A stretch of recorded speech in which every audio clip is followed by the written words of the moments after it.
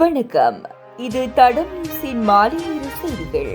செய்தி ஆசிரியர் அரியராசா தினேஷ், வாசிப்பவர் மதுஷியா மகேந்திரன். முதலில் தலைப்புச் செய்திகள். கல்வி அமைச்சு வெளியிட்ட முக்கிய அறிவிப்பு. யாழில் ஆசிரியரிடம் கைவரிசை காட்டிய நபர் கைது. பயங்கரவாத தடை சட்டத்துக்கு இடைக்கால தடை, ஐநா ஆணையாளர் அழுத்தம். சமூக ஊடகங்கள் மூலம் அதிகரிக்கும் குற்றங்கள், போலீஸ் விடுத்துள்ள எச்சரிக்கை. இஸ்ரேலில் வேலை தேடும் இலங்கையர்களுக்கு முக்கிய அறிவிப்பு. தொடர்பான விரிவான செய்திகள். இடைநிலை தரங்களுக்கு மாணவர்களை சேர்ப்பதற்கான திருத்தப்பட்ட சுற்றறிக்கை அடுத்த வாரம் வெளியிடப்படும் என்று கல்வி அமைச்சு அறிவித்துள்ளது.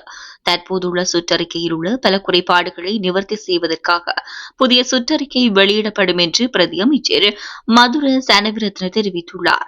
அதன்படி பொருத்தமான மாணவர்கள் பாடசாலைகளில் சேர்க்கப்படுவதை உறுதி செய்வதற்கான ஏற்பாடுகளை இந்த சுற்றறிக்கை செய்யும் என்றும் அவர் குறிப்பிட்டுள்ளார். சட்டவிரோதமான மற்றும் முறையற்ற முறைகள் மூலம் பாடசாலைகளில் மாணவர்களை சேர்க்கும் நடைமுறைக்கு இது முற்றுப்புள்ளி வைக்கும் என்றும் பிரதி அமைச்சர் வலியுறுத்தியுள்ளார்.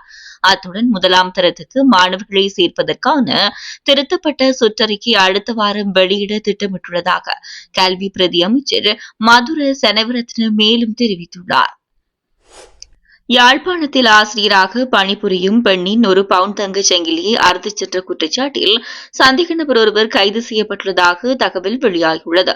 சுன்னாகம் காவல்துறையினரால் நேற்றைய தினம் குறித்த கைது நடவடிக்கை முன்னெடுக்கப்பட்டுள்ளது.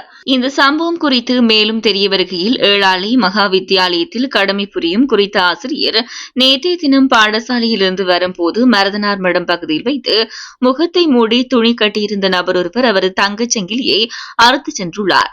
பாதிக்கப்பட்ட ஆசிரியர் இதுகுறித்து சுன்னாகம் காவல் நிலையத்தில் முறைப்பாடு பதிவு செய்துள்ளார். அதன் அடிப்படையில் விசாரணைகளை மேற்கொண்ட சுன்னாகம் காவல்துறையினர் நேற்றைய தினமே 26 வயதுடைய குறித்த சந்தேக நபரை கைது செய்துள்ளனர். குறித்த சந்தேக நபர் ஹெரோயினுடன் கைதாகி 8 மாதங்கள் சிறைவாசம் அனுபவித்த பின்னர் கடந்த 2 மாதங்களுக்கு முன்னரே விடுதலையாகி வந்தவர் என காவல்துறையினர் சுட்டிக்காட்டியுள்ளனர்.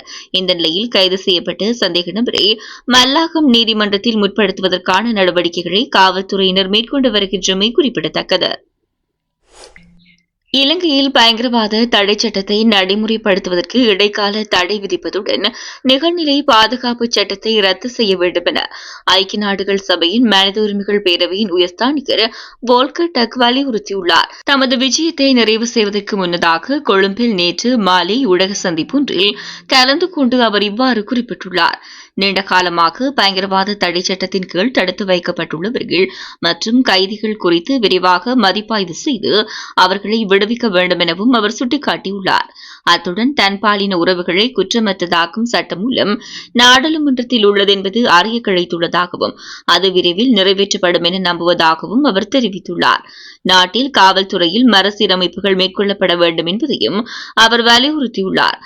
மனித உரிமைகள் கவலைகளை நிவர்த்தி செய்வதற்கு இலங்கை அரசாங்கத்துடன் தொடர்ச்சியான ஈடுபாட்டை மேற்கொள்வதற்கு எதிர்பார்த்துள்ளதாகவும் ஐக்கிய நாடுகள் மனித உரிமைகள் உயர்ஸ்தானிகர் வோல்கர் டக் குறிப்பிட்டுள்ளார்.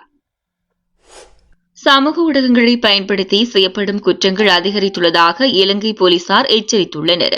இது தொடர்பில் போலீசார் வெளியிட்ட அறிக்கையில் அனைத்து மின்னணு மற்றும் அச்சு ஊடகங்களும் Facebook, WhatsApp, Telegram, Skype, VSAT போன்ற சமூக ஊடகங்களும் பல்வேறு நபர்களின் பெயர்களில் தோன்றும் கணக்குகள், பல்வேறு வலைதளங்களை அணுக வழங்கப்பட்ட இணைய இணைப்புகள், தெரியாத சமூக வலைப்பின்னல் குழுக்களை அணுகுதல் மற்றும் அவர்கள் மூலம் வழங்கப்படும் அறிவுறுத்தல்களின்படி செயல்பட வேண்டாம் என்று கேட்டுக் கொண்டுள்ளனர்.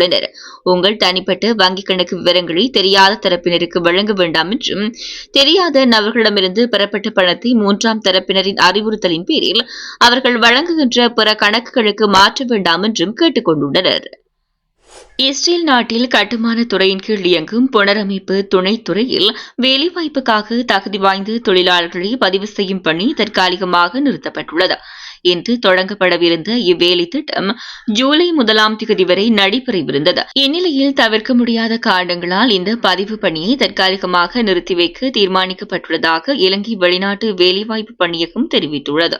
இதுபோன்ற செய்திகளை தெரிந்து கொள்ள தடம் நியூஸ் சேனலை சப்ஸ்கிரைப் செய்து அருகில் உள்ள பெல் பட்டனை கிளிக் செய்யுங்கள். மேலும் இது போன்ற செய்திகளை உடனுக்குடன் தெரிந்து கொள்ள தடம் FM.com என்ற இணையதளத்தின் வாயிலாகவும் எங்களுடன் இணைந்து கொள்ளுங்கள்.